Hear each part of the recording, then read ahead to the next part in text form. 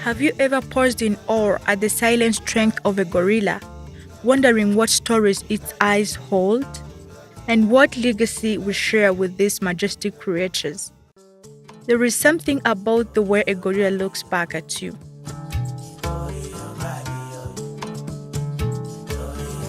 It is not just curiosity, it's recognition, as though the forest itself has found a voice. In that moment, you realize that these are not just animals hidden in the mist. They are part of our human story, part of our responsibility.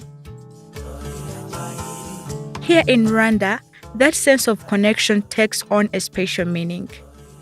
Each year, at the foot of the Virunga Mountains, people gather for Kwitizina, the baby gorilla naming ceremony. It is deeply rooted in Rwanda's centuries-old tradition, where naming a newborn is a celebration of life and belonging. Extending this practice to gorillas was a simple idea, but it transformed conservation into something everyone could share.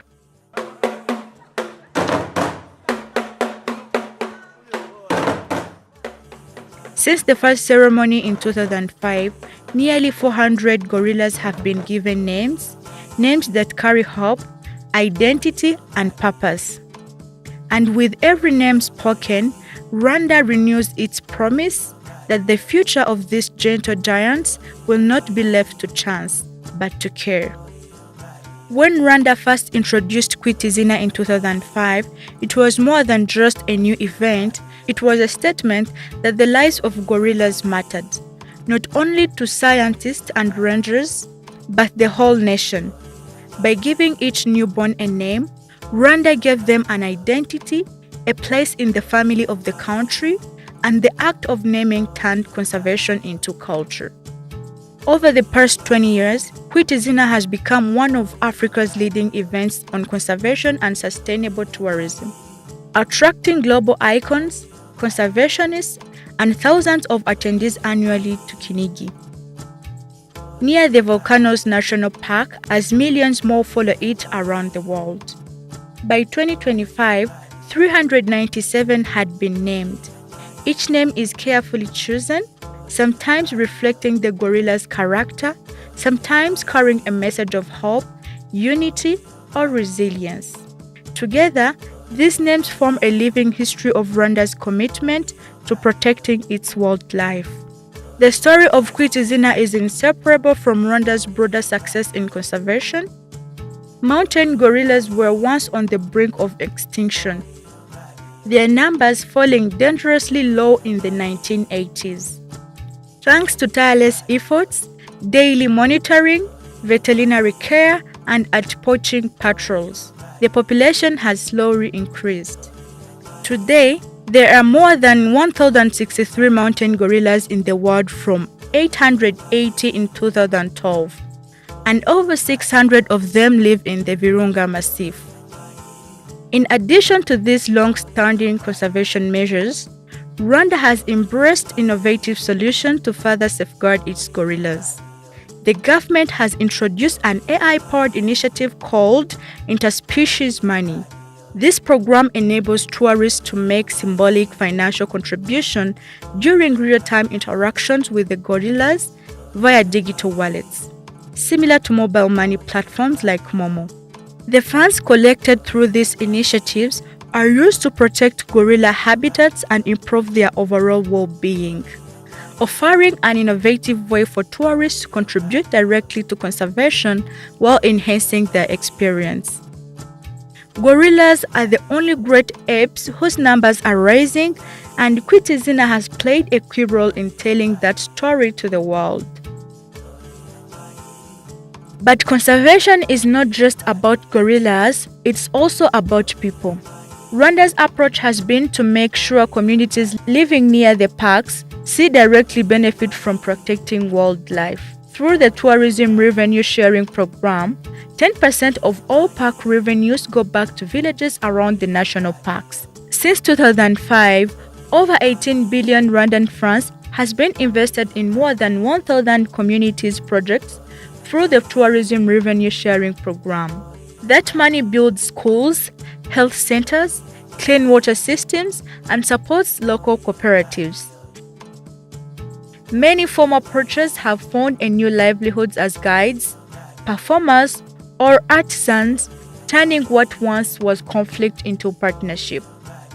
Around Volcanoes National Park, nearly every family has felt the impact of tourism revenue, proving that when conservation prospers, communities prosper too. Gorilla trekking is the jewelry of Rwanda's tourism industry, and visitors travel from every corner of the world for the once-in-a-lifetime experience of standing a few meters away from a gorilla family. Gorilla tourism remains a key revenue stream for Rwanda, with visitors paying a minimum of $1,500 per person for a gorilla trekking permit, which grant access to the park and an hour spent with the gorillas. The number of tourists visiting gorilla sites in Rwanda grew by 29.4% to hit 25,927 in 2023. This is the highest number of gorilla visitors recorded in Rwanda in the country's history. In 2024, Rwanda earned more than $647 million from tourism, a 4.3% increase from the previous year. Gorilla tourism led the surge, with revenues rising by 27% to exceed $200 million, fortifying Rwanda's position as a leader in a sustainable tourism. Kwitizina has also become a global stage. Over the years, it has welcomed an extraordinary list of guests. Veteran broadcaster and conservationist Sir David Attenborough, American comedian and actor Kevin Hart, Idris Elba and Sabrina Elba, Daniel Gorilla, Naomi Campbell, Sol Campbell, Winston Duke, Tony Adams, Louis Van Gaal, and UNESCO's Audrey Azoulay, among others.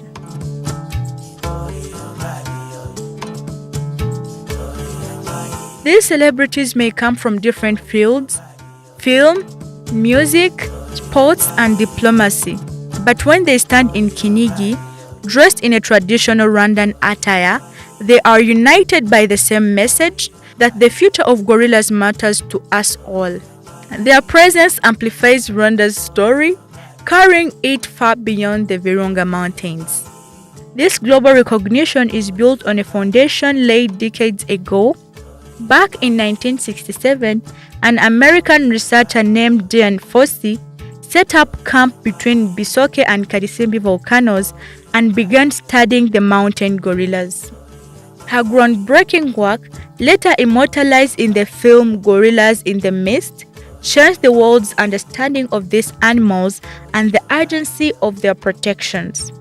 Though she was tragically killed in 1985, her legacy endures in Rwanda. The Ellen DeGeneres campus of the Diane Fossey Gorilla Fund, opened in Kinigi in 2022, is now a modern hub for research, conservation, and education. It is a place where scientists train, school children learn, and communities connect, ensuring that the work Diane Fossey began continues for generations. Of course, the journey has not been without challenges. In 2024, the ceremony was suspended after Rwanda declared a Marburg virus outbreak. It was a sobering reminder that conservation exists within a larger web of human and environmental health. Yet, as always, Rwanda chose resilience. The 2025 edition is set to return this September, stronger than ever, marking the 20th anniversary of Kwitizina with the naming of 40 baby gorillas, including 18 that were born during the year the ceremony was paused. This milestone is a testament to Rwanda's enduring commitment to conservation, community, and the future of these magnificent creatures.